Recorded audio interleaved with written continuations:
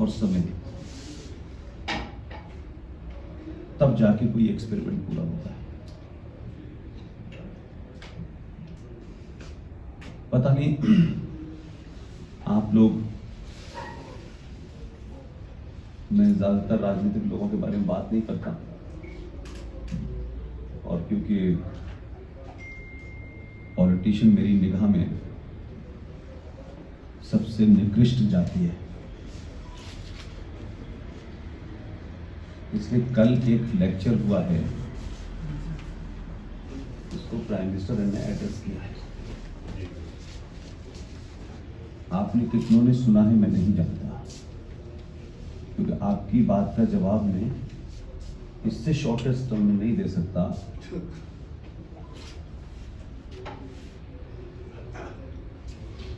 कोई 70 सालों में एक रटी रटाई बात चल रही थी कि भारत 15 अगस्त 1947 को आज़ाद हुआ, देश के प्रधानमंत्री पहले जवाहरलाल नेहरू थे, अंग्रेज़ों ने ये किया, अंग्रेज़ों ने वो किया, मुगलों ने ये किया, बहुत सारी चीज़ें चलती थी। लेकिन जिसे आप मैं फिर कह रहा हूँ कि बहुत सारे लोग इस आधुनिक में, मैं उन ठेकेदारों की बात नहीं कर रहा जिनका मुंह बंद है आजकल, छोटे छोटे युवा छोटे छोटे जगहों पर छोटे छोटे काम कर रहे हैं, लेकिन वो इतनी पेनिट्रेटिंग बात कह रहे हैं, इतनी लॉजिकल बात कह रहे हैं, रीज़न के साथ कह रहे हैं, फैक्ट के साथ कह रहे हैं, डेट के साथ कह रहे हैं। कल की स्पीच से मुझे ये महसूस तो मुझे पिछले 4-5 साल से कई घटनाओं पे है। कल बहुत बड़ा स्टेटमेंट प्राइम मिनिस्टर ने दिया है, और ये उनकी कोई पॉलिटिकल गुजरात के चुनाव के लिए भाषण नहीं था।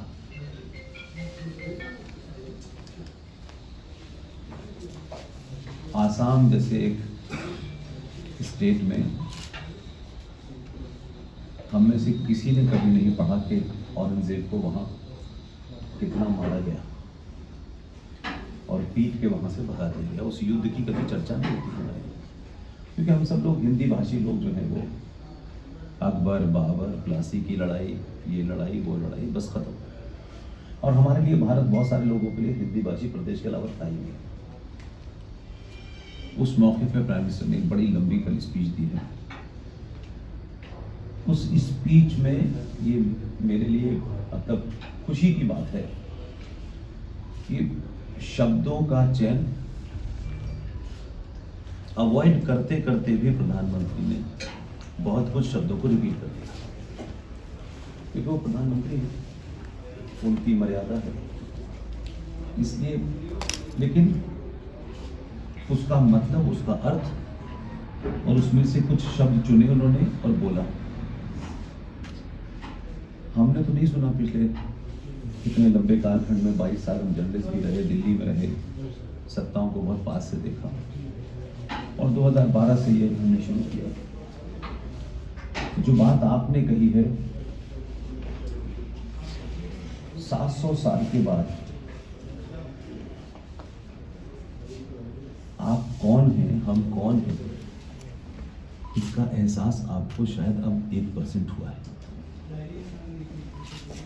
इसलिए जब सत्ता में पहली स्पीच पार्लियामेंट में नरेंद्र मोदी ने दी, और मैं बार बार नरेंद्र मोदी को एड्रेस इसलिए कर रहा हूँ कि वो 15 साल गुजरात के चीफ मिनिस्टर रह के आए हैं, उन्होंने सिस्टम को देखा है।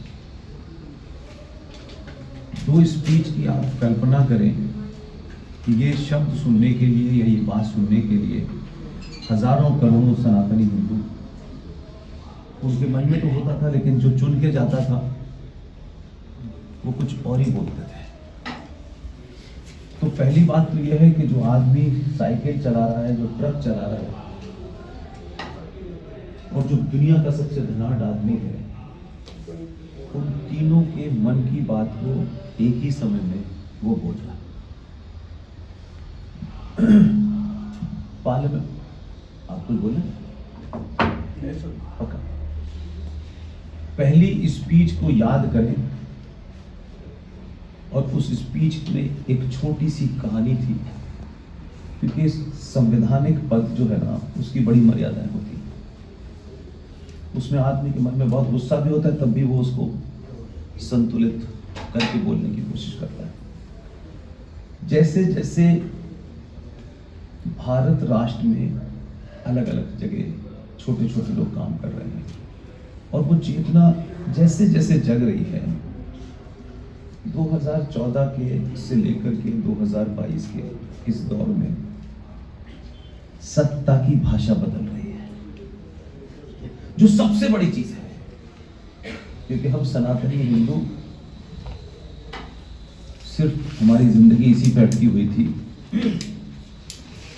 जीएसटी कम हो जाए, इनकम टैक्स की स्लैब बढ़ जाए, पेट्रोल में और कुछ मिल जाए, मुफ्त में बिजली मिल जाए, चावल सस्ता हो जाए, वगैरह वगैरह वगैरह। इसी पे हम वोट देते थे और इसी पे ये नेता आपको वोट देने मांगने आते थे। और एक लाइन थी कि साहब बिजली पानी सड़क। आप मुझे बताइए, शेरशाह सूरी का नाम सुना है आपने? शेरशाह सूरी के नाम से ये बताया गया कि एक सड़क बनी है जिसे ग्रांड ट्रंक रोड कहते हैं, ठीक है ना?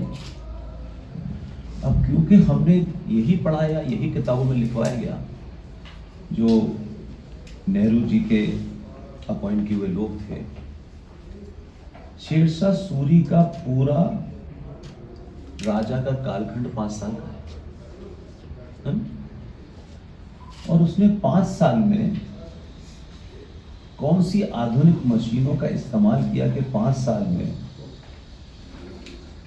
5000 किलोमीटर लंबी सड़क बना दी? ये सवाल पूछना चाहिए। लेकिन हम सब कह रहे हैं कि ये शेरशाह सूरी ने बनाई थी। तो कैसे आज तो नहीं बन पाई? आज तो इतनी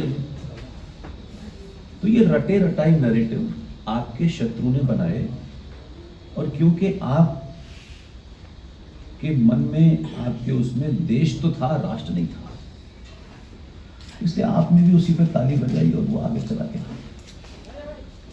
मैं वहां से शुरू करता हूं, और क्योंकि कल ही ये घटना घटी है, तब उन्होंने एक कहानी सुनाई थी पार्लियामेंट में खड़े होकर। बहुत सारे लोगों ने उसको, हिंदुओं ने तो 90% लोगों को समझ में नहीं आया, और कुछ लोग जो उनको आदत पड़ गई थी अफीम खाने की पिछले 70-80 सालों से, वो तो कहने लगे क्या ये बेकार की कहानी बता रहा है, इसका क्या मतलब है। लेकिन उस कहानी, क्योंकि मेरी इत्तेफाक से जो पैदाइश है आप सब जानते हैं कहाँ हुई है, तो शत्रु में अगर कोई क्वालिटी हो ना तो उसको सीखनी चाहिए। सिर्फ इसलिए कि हमें किसी की शक्ल नहीं अच्छी लगती, उससे करने से कुछ नहीं होता। तो मेरी सोच का जो दायरा है वो कुछ इसी तरीके का है। उन्होंने कहानी सुनाई कि भारत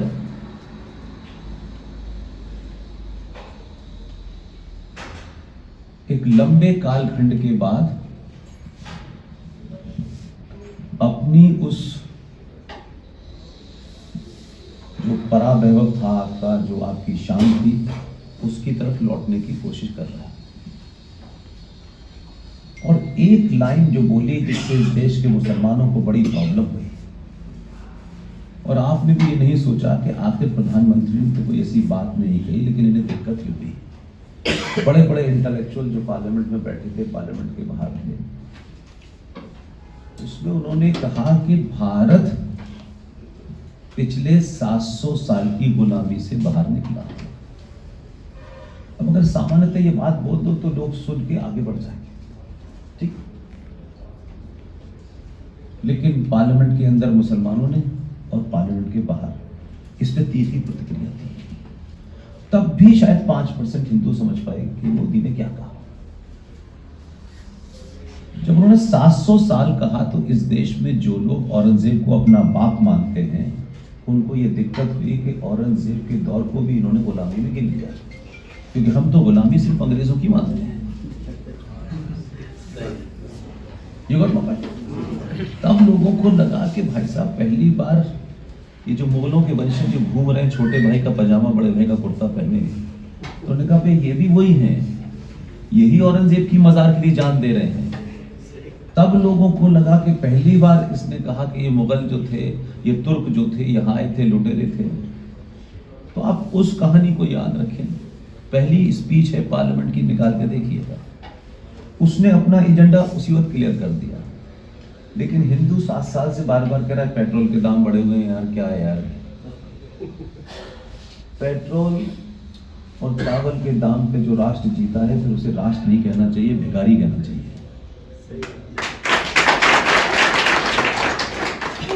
दुनिया में जितनी सभ्यताएं हैं, जितने देश हैं, क्योंकि हम सब लोगों को अब से 20 साल पहले तक, जब तक संचार क्रांति नहीं हुई थी, तो ऐसे लगता था कि हम दुनिया के सबसे दीनहीन लोग हैं, निहायत बैकवर्ड लोग हैं, हमको कुछ भी नहीं आता है, यही मानते थे। इसलिए फिल्मों से कोई अंग्रेज आ जाए तो उसको ऐसे देखते थे जैसे भगवान आ गया हो। अंग्रेजी बोलने वाला को हम समझते थे सबसे ज्ञानी आदमी होगा। तो हमारी जो पूरी सोच का प्रोसेस था, वो बदलने का सबसे बड़ा काम पिछले 10 सालों में हुआ है। और अभी सब कुछ बदल गया, मैं नहीं मानता। अभी छोटा सा बदला है। अभी आपने महसूस किया कि ये जो रास्ता हमने पकड़ा था, ये कुछ गलत है। अभी यहीं तक बात आएगी। इसलिए दूसरी बार उन्होंने कहानी सुनाई। इसलिए संसद में जो भाषण देते हैं वो विदेशों में भी जाता है, उसके कई डायमेंशंस होते हैं। और पार्लियामेंट में कोई बात आप ऐसी नहीं कह सकते जो विवाद क्रिएट कर दें। दूसरी एक कहानी उन्होंने सुनाई। एक जंगल में एक शेर शेरनी अपने 4 बच्चों के साथ शिकार पर निकले।